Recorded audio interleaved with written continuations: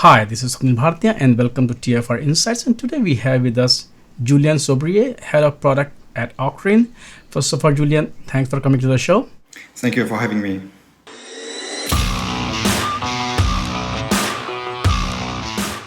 Today we're going to talk about security. I want to understand if you can explain the IDS. What is it all about? Yes, an IDS is an intrusion detection system, and the goal of an IDS is to recognize, alert on malicious traffic in a network. So there are two main ways to do it. One is by inspecting the content of the traffic, by looking at known patterns of malicious traffic called signatures. So you have a library of malicious patterns, and you basically try to recognize them on the wire. And the second way is by looking at anomalies. So if you have network traffic that's kind of the same all the time, you can create a baseline, and you can find abnormal traffic that can be things like data exfiltration, a dose, something like that. What I want to understand is that different scenario, different workload, where this intrusion detection system plays a very critical role. Can you talk about that? Sure. So there are different places where you want to detect malicious traffic for different reasons. So the first one is to protect your application that's exposed to the internet. So usually it's a WAF, web application firewall, but that's basically an IDS for the web. And here what you want to do is prevent exploits in your application, whether they are your own code or whether you're setting up WordPress on Kubernetes. First layer of defense, blocking known malicious attack. That's one thing. On the other side, egress traffic going to the internet, where you want to detect if you had a successful breach and you had malware, for example, calling home, getting information, or if you have a lot of data being exfiltrated out of your network. And then inside your network, you can see if any application is not behaving correctly. Maybe they're sending different types of traffic that they have to. And in Kubernetes, it's also useful to find kind of bad practices like doing remote access through SSH or Telnet to a workload. So just being able to detect that somebody is not using the right tools, for example, to access a container, or doing manual curl from a container, any kind of manual actions. I also want to tie it a bit with the current crisis that we are going on with the COVID-19 or coronavirus, because a lot of users are moving to cloud and online. At the same time, you cannot send, of course, we are talking cloud, so there is no such data center there, but there is a lack of people may or may not be available at the time. So do you think in times like these it becomes even more important to have an IDS in place? Yes, we actually seen a report that there have been more health organizations being targeted with cyber attacks during this period than they were before. And as you said, in general, you may have less people being there to respond to potential issues. The main thing when you have an attack, when you have a breach, is being able to find it as soon as possible, so that the attacker doesn't have a huge footprint, and it's easier to remediate the issue. And that's where the IDS is very useful, is to prevent, but also to see early signs of attacks. And why do we need IDS for cloud native world, like for a Kubernetes cluster? Yeah, when you say IDS, a lot of people think about very old technology that's used on old networks, but you have the same kind of issues with Kubernetes and its visibility of what's going on inside your network. We've seen when there were breaches in the past that attackers were able to keep a foothold in the cluster for a very long time, just because company didn't have any visibility into what was going on in their network.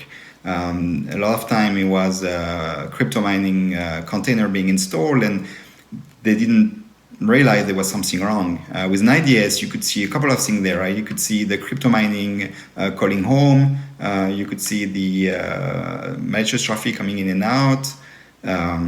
Really, when you have a network, whether it's a network of Kubernetes workloads or or a old style data center network, you need to have visibility into what's going on in your network. You need to understand when something is out of the ordinary, when you see malicious traffic in your network.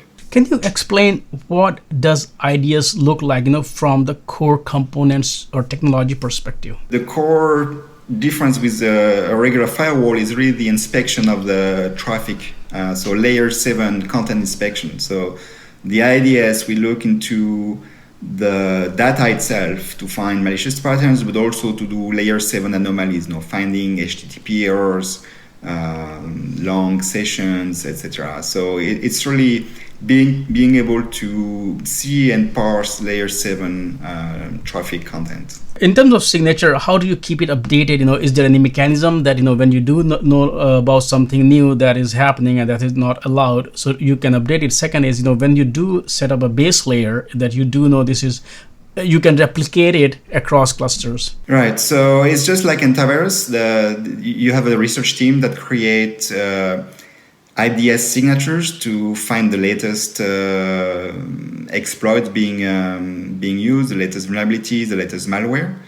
And for anomaly detection, yes, you need to create a baseline that's really specific to the customer or the cluster that you're looking at. It has to be case by case. It's not a uniform algorithm that can deploy for all customers. And when you look at, specifically Kubernetes, what kind of threats can be detected by an IDS? So you have a lot of attacks that target the application that really don't care if you're running on Kubernetes or not. I mean, we see customer running WordPress, for example, on top of Kubernetes, and you need the same kind of protection from an IDS, from a WAF that will get on a regular network. So everything that's an application type of attack, it's really the same on Kubernetes and non-Kubernetes. Then what's specific to Kubernetes is a lot of things that you should not see. So you should not see people doing SSH to connect to a container. You should not see telnet traffic. And when we do anomaly detection, it's also much easier because in Kubernetes, typically the traffic is pretty stable over time. So it's very easy to spot new kind of communications, a lot more egress traffic, spikes of traffic between workloads, spike of HTTP errors. But a lot of the attacks that you look into a regular data center are the same for Kubernetes. How easy or difficult is it to kind of deploy an IDS across multiple clusters of Kubernetes? Also, because we are talking about multi-cloud, we are living in a hybrid cloud world. Can you talk about that? Yeah, so there are a few challenges. The easiest place to deploy your IDS is in the load balancer, because you're basically looking at traffic from the internet. So a lot of the cloud providers have a WAF or IDS integrated with the load balancers. But when you're looking into the traffic inside Kubernetes, there are a couple of challenges that come with Kubernetes. One is that you cannot rely on IP and ports for the identity of the workloads. Workloads go up and down, they change IP, so you really have to have the full context of Kubernetes. So that's why most of the IDS that you can get out of the shelf, things like Snort or Suricata, they won't work well with Kubernetes because they don't have this knowledge of workloads and services. The other challenge is that a lot of the traffic is between workloads and might be inside the same node. So you have several workloads on the same nodes, and all the traffic is basically inside the host. It doesn't go to the network. So if you have a commercial IDS that's deployed as a network appliance, for example, in your data center or as a virtual IDS, it won't see any of this traffic that's inside the node. On the other side, if you install something on the node that again doesn't have the knowledge of Kubernetes, you're going to get traffic that does not belong to Kubernetes, traffic from host to host, for example. So really, you need something that's fully integrated with Kubernetes.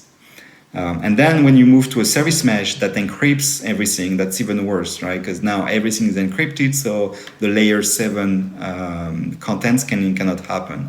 So you need a system that's integrated into Kubernetes that can see the traffic, inside the node, outside of the node, that can make the difference between node traffic versus workload traffic, and can work with the service mesh.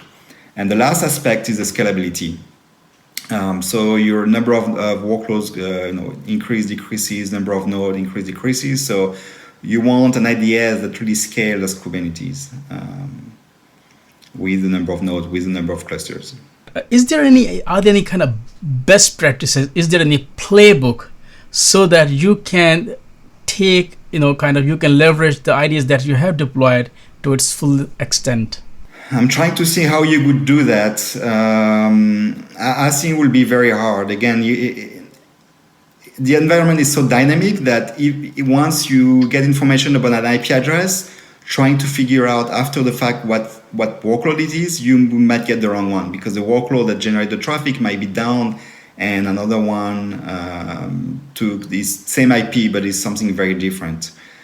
So trying to bind IPs after you see an alert, for example, is going to result into false indications. There might be some ways to be able to capture the right traffic to just Kubernetes by having the right filters for your interface. But really, this identity of Kubernetes is something that's going to be very hard to add on top of your IDS. Julien, thank you for taking time out of your schedule and talk about IDS. I look forward to talk to you again at some point. Thank you.